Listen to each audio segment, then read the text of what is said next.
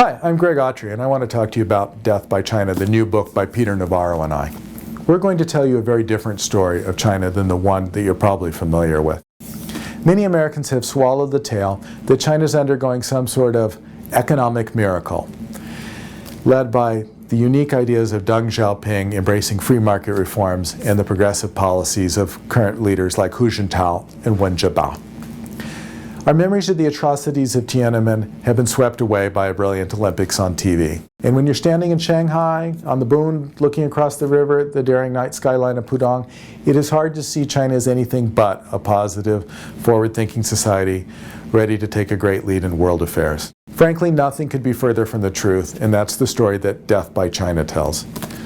The frightening reality is that under the carefully orchestrated Disneyland version of China that you see lies a complex society ruled by fear, racked by inflation, and bubbling with class and regional discontents. It's all held together by an authoritarian state led by a cadre of Communist Party thugs who use stability as an excuse to hold on to privilege and power.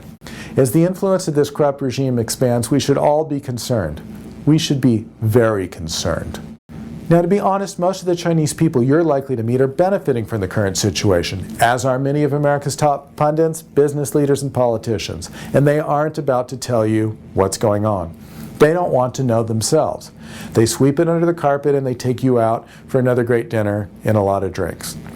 So when China takes some Uyghur protester, artist, religious leader, or Nobel Prize winner and throws them into a labor camp, our China apologists continue as if we were describing some civilized society. Death by China is here to break that code of silence. Much of corporate America now is simply paying lip service to free markets while profiting from the exploitation of Chinese labor. Labor kept cheap by a police state that busts unions and busts heads. Our CEOs and shareholders are benefiting from the wanton destruction of China's environment and from the innumerable ways that China cheats America and the world in trade. However, they can no longer hide the fact that the long-term benefits of this so-called free trade with a most unfree partner have not accrued to all nations. Real wages in the U.S. have been dead flat since China joined the WTO in 2001, and unemployment has reached a level of perniciousness that even the most gargantuan stimulus package can't stop. The low-pay, no-benny service sector jobs selling Chinese goods to other Americans that are now being created will never support a family the way our lost manufacturing sector did. It's a story of an unethical trading partner using counterfeiting, industrial espionage, and the outright theft of everything from iPhone designs and Harry Potter films to high-tech military and space technology.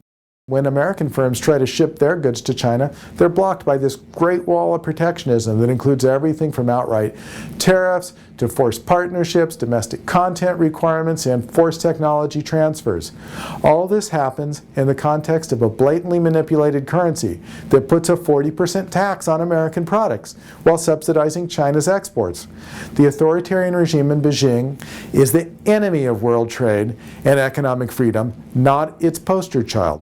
Death by China documents how every cart full of Chinese goods, some of which are downright deadly, is another job lost not just in St. Louis and in Portland, but also in Kyoto, Paris, and Manchester. That's because China's threat isn't limited to just China or America. So we explore China's new imperial adventures in Africa and Latin America, where naive trade agreements bring in cheap Chinese goods that destroy textile and other high-value jobs and ship all those countries' precious raw materials off to Guangzhou. China moves up the value chain on the backs of its slave labor, and workers around the world are left with low-paying extraction jobs or nothing at all. If all this weren't bad enough, we close with a look at exactly where the Chinese government is spending its ill-gotten profit. And not surprisingly, it isn't on healthcare or retirement plans for its workers. It's military budget that outpaces its breakneck GDP. Our trading partner is preparing to kill us and to push the U.S. out of its role as peacekeeper of the Pacific so that it can have its way with Taiwan, Japan, Korea, India, and Vietnam. Death by China covers the dragon's fearsome new arsenal, from the emerging fleet of aircraft carriers and nuclear-armed submarines to the stealth fighters and space weaponry. So, please click on the order button, get your copy of Death by China, and when you're done, mail it off to your congressperson, or give it to an unemployed friend who wonders where her job went to. You'll be doing America, China, and the world a favor. Thank you.